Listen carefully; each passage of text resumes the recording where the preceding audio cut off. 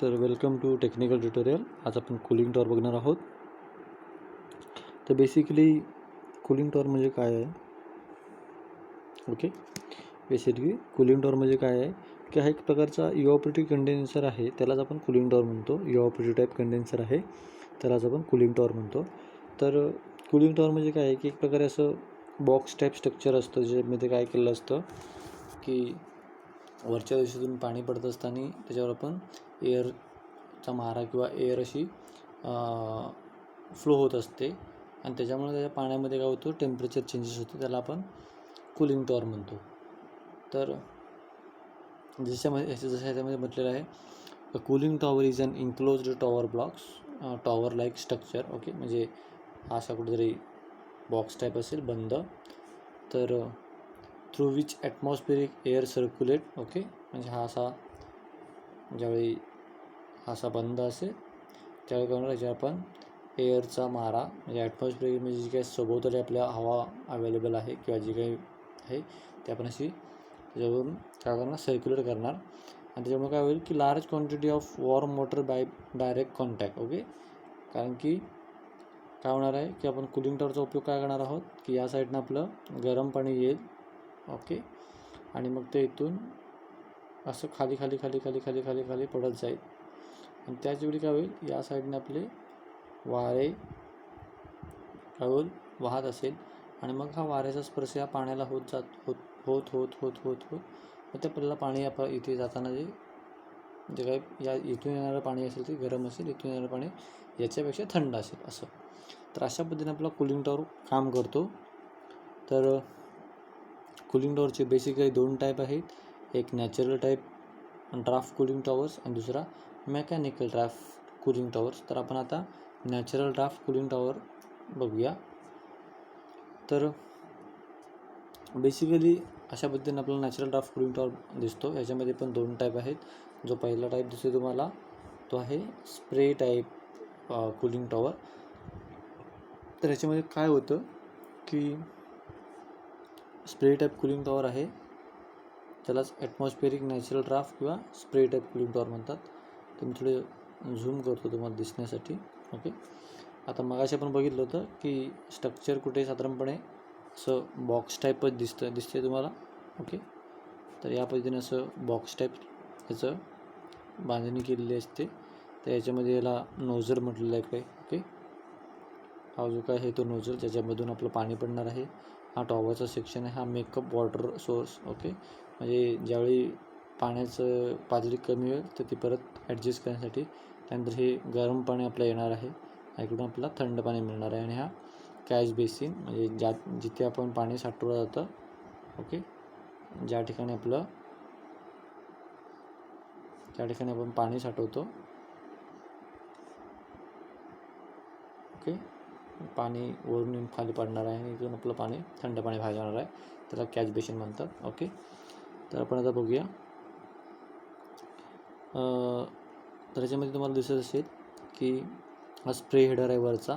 Okay, त्यानंतर warm water from condenser, कारण की आपल्याला कंडेन्सरमधलंच पाणी थंड करायचं असतं, किंवा हीट एक्सचेंजर म्हणू शकतो, जे केमिकल प्लांटमध्ये वापरलं जातं. त्यानंतर हे स्प्रे नोझल आहेत, हे दिसत आहेत ते 5.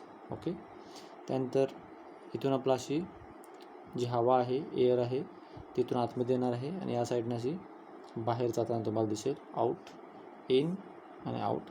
हे काही लोअर्स आहेत, ते एक प्रकारे हवेमुळे जे काय करतात वळतात. ओके, इकडून येईल हवा त्या इकडे जाण्यासाठी. त्याच्यानंतर हे जे काय आहे मेकअप वॉटर, जसं मग अशी म्हटलं की पाण्याची पातळी जर कमी झाली की हा फ्लोट वॉल काय करेल की स्वतःला ऑपरेट करेल आणि त्याच्यानुसार इकडं पाणी फिल होत जाईल आणि जे काय आपल्या इकडून गरम पाणी आहे ते थंड होईल, ते आपण परत कंडेन्सरला पाठवू. ओके, तर काय होईल की इथे कुठेतरी असं कंडेन्सर असेल. ओके, तर इथून आपला रेफ्रिजरेंट येत असतो आणि याच्यामध्ये कंडेन्सरची थंड लाईन. ओके, आणि या साईडनं आपला गरम पाणी बाहेर पडेल, ते इथं येईल. ओके, हे गरम पाणी आहे.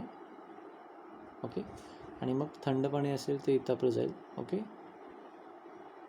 थंड पाणी. तर अशा पद्धतीने आपली ही रचना केलेली असते. तर हे गरम पाणी आहे ते आपण परत तेच वापरत असतो. मग ते वापरता यावं म्हणून आपण कूलिंग टॉवर हा वापरतो. तर बेसिकली कूलिंग टॉवरमध्ये तुम्ही बघितलं असेल की हे जे काही स्प्रे नोझल्स दिसत आहेत, ओके, त्या स्प्रे नोझलमधनं काय होईल की पाणी असं स्प्रे होत जाईल, ओके, गरम पाणी आपलं हे, आणि त्यावेळी काय होईल, या वारा आहे ना, जो येणारा एअर आहे, वारा आहे, हवा आहे, तर ती हवा याच्यामधनं अशी पास होत जाईल, ओके, अशी पास होत जाईल आणि आपले पाण्याचे असे ड्रॉपलेट्स पडत असणार आहेत. तर याच्यातून हवा पास झाल्यामुळे काय होईल की इथं थोडी उष्णता काढून घेतली आहे, त्यामुळे इथं काय होईल की वाफा क्रिएट होतील गरम, कारण की उष्णता गरम भागाकडून थंड भागाकडे वाहत असते, त्यामुळे इथं वाफा क्रिएट होतील आणि मग इथली गरम वाफा आहे ते इकडून निघून जाईल आणि जो काही पाण्याचा अंश थंड होत जाईल तो खाली खाली खाली खाली होत जाईल. तसं जसजसं खाली येईल तसं आपल्याला काय होईल की पाणी थंड थंड थंड थंड थंड होत जाईल आणि तसंच ही इकडची थंड हवा त्या पाण्याशी काय होईल की कॉन्टॅक्ट होत जाईल किंवा एकमेकाला मिक्सअप होत जातील आणि मग त्याप्रमाणे या पाण्यामधली हीट आहे किंवा उष्णता आहे ती या हवेद्वारे काढून घेतली जाते आणि अशा पद्धतीने हा ॲटमॉस्फेरिक नॅचरल ड्राफ्ट किंवा स्प्रे टाईप कूलिंग टॉवर काम करतो. तर यात असा हा नॅचरल टाईप किंवा spray type cooling tower work करतो. दुसरा बघूया आपण आता. ह्याच्यामधला दुसरा टाईप आहे त्याला atmospheric natural draft flash deck म्हणतात. तर हा त्याच्यापेक्षा इफेक्टिव्ह आहे थोडा. तर तो कसा इफेक्टिव्ह आहे तो आपण बघूया. ओके, तर दोघांची बांधणी आहे ती बऱ्यापैकी सेमच तुम्हाला दिसेल, फक्त जो काही साचा बांधणीचा आहे तो थोडासा वेगळा आहे. तर ह्याला atmospheric natural draft flash deck type cooling tower म्हणतात. तर हे साधारणपणे हा जो काही कूलिंग टॉवर आहे याच्यासाठी मटेरियल्स आहेत जे आपण हे डेकिंग म्हणजे काय, एक प्रकारे इमारतीचे जे आपण मजले म्हणतो आपण, हा पहिला मजला, हा दुसरा मजला, हा तिसरा मजला, हा चौथा मजला, असे हे तुम्हाला मजल्या टाईप दिसेल 1 2 3 4 5 6 7 8 9 10. तर असे मजले आहेत. तर काय होतं की इथे आपल्याला स्प्रे वगैरे काही नसतं, इथून असं पाणी येतं. ओके, तर इथून असं या साईडने असं पाणी येईल आणि मग हे पाणी असं असं खाली खाली खाली खाली खाली येत जाईल.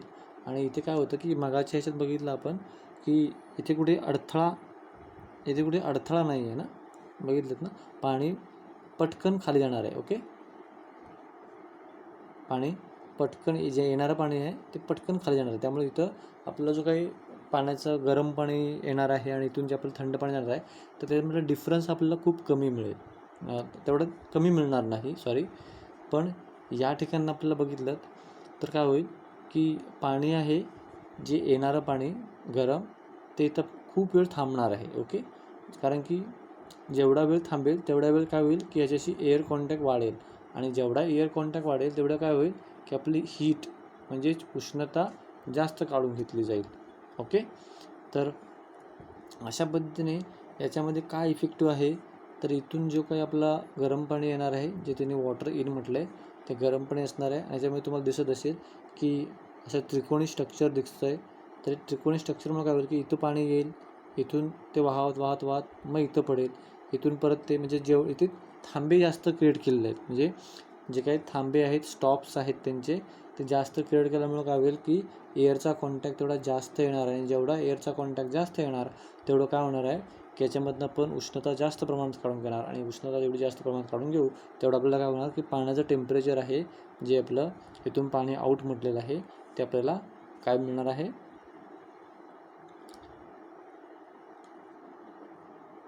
ते आपल्याला तेवढं थंड पाणी मिळणार. म्हणजे या दोघांचा डिफरन्स आहे तो आपल्याला कमीत कमी मिळणार आहे.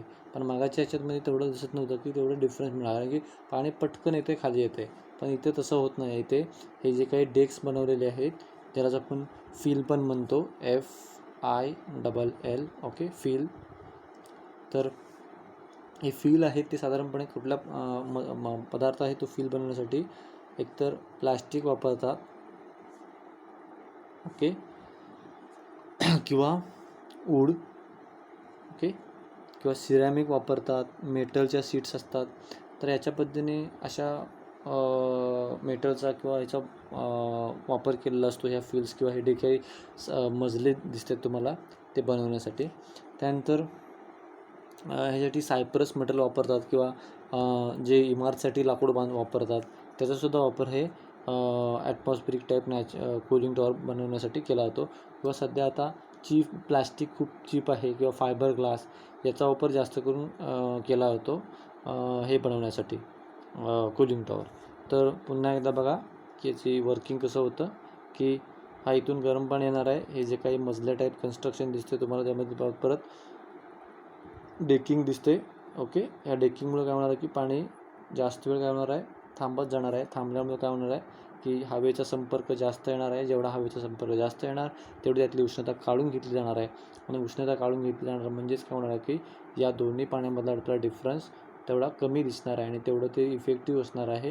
आणि मग हेच पाणी आपण कुठे वापरू शकतो परत कूलिंग कंडेन्सरसाठी किंवा जे आपले कमर्शियल कॉम्प्रेसर दिसतात तुम्हाला. Okay, commercial compressor.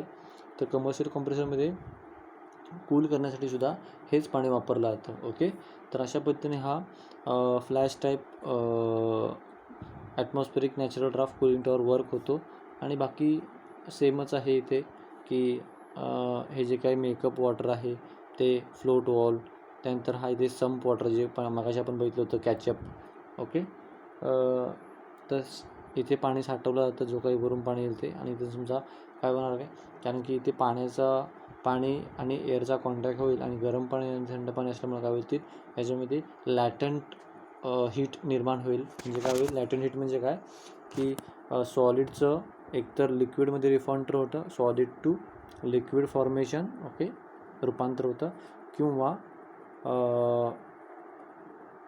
Liquid to vapour. Okay, liquid to vapour, एकतर पाण्याचं बाष्पामध्ये रूपांतरित होणे किंवा घन पदार्थाचं बर्फाचं परत पाण्यामध्ये रूपांतर होणे ह्याला फॉर्मेशन म्हणजेच लॅटंट हीट म्हणतात. सॉरी. तर लॅटंट हीट निर्माण होईल आणि लॅटंट हीट निर्माण झाल्यामुळे काय होईल की याच्यामध्ये पाण्याचं पाण्याचं बाष्पामध्ये निर्माण होत जाईल आणि ते पाणी वर निघून जाईल. आणि मग त्याच्यामध्ये जो काही पाण्याची लेवल असेल ती अशा पद्धतीने कमी होत जाईल आणि ती परत फिल करण्यासाठी मेकअप वॉटर ॲड केलेलं असतं किंवा आहे तो. आणि याच्यामध्ये एअरशी कॉन्टॅक्ट झाल्यामुळे एअर आणि पाणी याच्या कॉन्टॅक्ट झाल्यामुळे सेन्सिबल हीट पण इथे तयार होते आणि तीसुद्धा थोड्या प्रमाणात होते. कारण की सुरुवातीला आपली इव्हॉपरेशन होईल आणि इव्हॉपरेशन झाल्यामुळे काय होईल की लॅटंट हीट क्रिएट होईल आणि लॅटंट हीटमध्ये आपण जास्त उष्णता बाहेर पडते आणि जी काही थोडीफार राहील ती सेन्सिबल हीट तयार होते. ओके, तुम्हाला प्रश्न विचारला जातो की कुठली हीट वगैरे असते तो लक्षात ठेवा. तर अशा पद्धतीने आपले हे natural type cooling tower work होतात. आता आपण बघणार आहोत mechanical draft cooling tower. Okay, तर मेकॅनिकल ड्राफ्ट कूलिंग टॉवरमध्ये काय केलेलं आहे की जी काही आपण एअर आहे ती एअर प्लस आपण फॅन बसवतो म्हणून त्याला मेकॅनिकल म्हटलेलं आहे. कारण की सुरुवातीला फक्त आपण साधी एअर वापरत होतो पण आता ह्याच्यामध्ये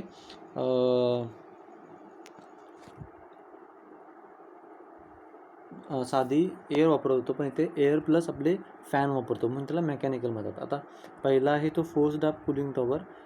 तर फोर्स ड्राफ्ट कूलिंग टॉवरमध्ये तुम्ही बघितलं असेल की कन्स्ट्रक्शनमध्ये तुम्हाला दिसतं आहे की इथे हा एलिमेटर आहे, त्यानंतर हा स्प्रे हीटर आहे, मागाच्यानुसारच स्प्रे नोझल आहे, इथे आपण फॅन बसवला दिसतो आहे, हा मेकअप वॉटर आहे, त्यानंतर हा कूल वॉटर आउट. ओके, आणि गरम पाणी जे कंडेन्सरकडे नेणार आहे ते. तर दोन्ही डायग्राममध्ये तुम्ही फरक बघितला असेल तर हा जो काही साचा दिसतो तो सेमच आहे पण फरक काय आहे की याच्यामध्ये जी आपण ही फॅन बसवलेली आहे ज्याच्याद्वारे आपण काय करणार आहोत की हवा आपण फोर्सने त्या पाण्यावर फेकणार आहोत. त्याने काय होईल की अजून इफेक्टिव्हनेस आपल्याला जाणवेल.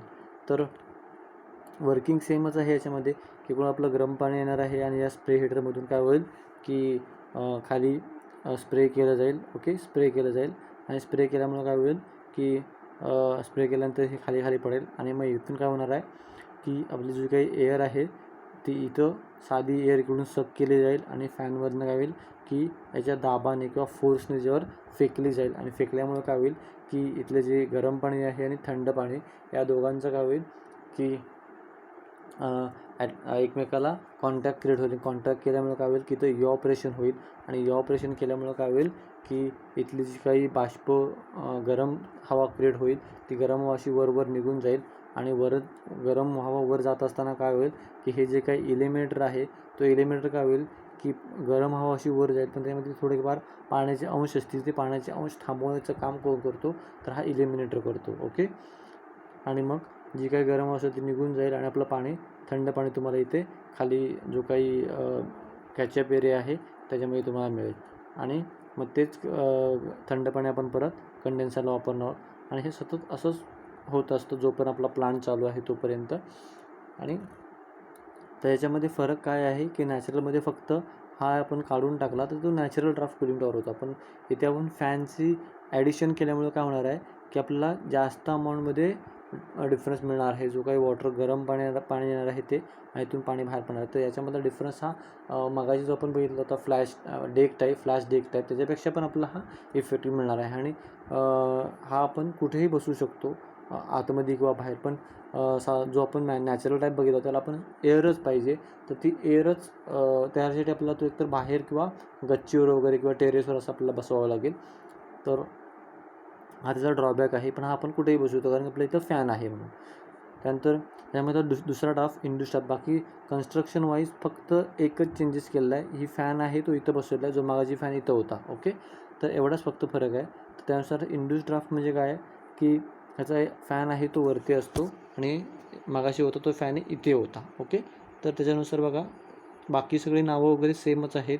जो इथं लोवर्स म्हटलं होतं आपण एखादी एअरला वळण देण्यासाठी, तर इथे आपण फॅन मोटर बघत आहोत. हा इलिमिनेटर आहे, हा स्प्रे हेडर आहे, स्प्रे नोझल आहे, गरम पाणी इकडून येणार आहे, हे लोवर्स आहेत, इथून एअर आतमध्ये जाणार आहे आणि इथे आपला वॉटर कूल जे काही थंड पाणी होणार ते पण बाहेर पडणार आहे. आणि जेव्हाही एअर काय होईल की पाण्याचं बाष्पीभवन होईल आणि बाष्पीभवन झाल्यामुळं पाण्याची पातळी कमी होईल, ती पाणी परत मेकअप करण्यासाठी हा मेकअप वॉटर आहे. आता गरम पाणी इकडून येणार आहे आणि परत ते इथं स्प्रेनुसार खाली पडत जाईल. त्याच वेळी इकडून एअर असणार आहे, ती एअर काय होईल की याच्याशी कॉन्टॅक्ट होत जाईल आणि मग इथे फॅन काय केलेला आहे बसवलेला आहे आणि त्यामुळे तो काय होईल की अशा वरच्या साईडला खेचून घेईल इकडची जी काही हवा असेल ती, आणि वरती खेचून गेल्यामुळं काय होईल की परत सेम मगाच्यासारखं कन्स्ट्रक्शन. इकडून गरम पाणी आहे आणि इथून जे येणारं थंड पाणी, या दोघांचं परत काय होईल की काउंटर फ्लो, एक या साईडनं पाणी वाहणार आहे, या साईडनं एअर वाहणार आहे. एकमेकाची उष्णता एकमेकाला दिली जाईल आणि मग काय होईल की पाण्यामधलं तापमान आहे ते काढून घेतलं जाईल. आणि मग इथे एलिमिनेटर मगाशी जसं सांगितलं की बाष्पीभवन होईल आणि बाष्पीभवन होताना काय होईल की गरम हवा आहे ती वर निघून जाईल, पण त्याच्यामध्ये थोडेफार पाण्याचे जे काही अंश असतील ज्यामध्ये मॉइश्चर कंटेंट असेल, तो मॉइश्चर कंटेंट अडवायचं काम कोण करतो, तो एलिमिनेटर करतो. आणि मग आपलं पाणी परत इथे खाली पडेल थंड. ओके. आणि मग गरम हवा असेल ती वर निघून जाईल, मग तिथली उष्णता काढून घेतली जाईल. ओके. अशा पद्धतीने हा आपला कूलिंग टॉवर वर्क करतो, नॅचरल टाईप आणि मेकॅनिकल टाईप. आता याच्यामध्ये तुम्ही बघितलं असेल तर डिफरन्स काय आहे दोघांमध्ये तो बघूया. तर नॅचरल टाईप कूलिंग टॉवर आहे, त्याच्यामध्ये काय आहे की याच्यामध्ये आपण जे काही पाणी आहे ते कशा पद्धतीने थंड करणार आहोत, एअरने थंड करणार आहोत, पण इथे आपण फॅन बसवणार आहोत. ओके. तर हा डिफरन्स आहे एकतर नॅचरल टाईप आणि मेकॅनिकल टाईप. ओके. दुसरा डिफरन्स काय आहे तर जे काही टॉवर साईड्स आहेत ते आपल्याला इथे ओपन ठेवावे लागतात. ओके. टॉवर साईड्स आहेत ते आपल्याला इथे ओपन ठेवावे लागतात, इथे ओपन, आणि इकडे आपण क्लोज करतो. ओके. इकडे आपण क्लोज करतो. त्यानंतर जसं मगाशी सांगितलं तर आपल्याला नॅचरल टाईप आहे तो आपल्याला बाहेरच ठेवावा लागतो. ओके. नॅचरल टाईप आहे तो आपल्याला बाहेरच ठेवावा लागतो कारण की आपल्याला हवेद्वारे थंड करतो, पण आपण इथे हा कुठेही ठेवू शकतो कारण की आपल्या इथे फॅन आहे. त्यानंतर ह्याला जागा आहे तिकडे खूप लागते, नॅचरल टाईपला ह्याला जागा कमी लागते. ओके. त्यानंतर हा खर्चाच्या बाबतीत बघायला गेलो तर नॅचरल टाईप स्वस्त आहे, मेकॅनिकल टाईप थोडा खर्चिक आहे. त्यानंतर सेम त्याचप्रमाणे लेस इफिशियंट आणि मोर इफिशियंट. तर अशा पद्धतीने आपला हा कूलिंग टॉवर वर्क होत असतो आणि पाणी थंड करण्याचं काम आणि ते परत कंडेन्सरमध्ये किंवा जिथे तुम्हाला पाणी वापरायचं आहे त्या ठिकाणी ते तेच पाणी परत वापरण्याचं काम आपण या कूलिंग टॉवरद्वारे करत असतो. थंड करणे आणि परत वापरणे, थंड करणे आणि परत वापरणे. तर आजच्या लेक्चरमध्ये एवढंच किंवा इथेच थांबूया. तर हे लेक्चर आवडलं असेल तर लाईक करा, आवडलं नसेल तर डिसलाईक करा आणि डिसलाईकची कमेंट बॉक्समध्ये तुम्ही काय करा, त्याची कमेंट बॉक्समध्ये तर आजच्यापुरतं एवढंच. कमेंट बॉक्समध्ये आपले कमेंट टाका, जेणेकरून पुढच्या लेक्चरमध्ये त्याच्यामध्ये इम्प्रूव्हमेंट करता येईल. थँक्यू.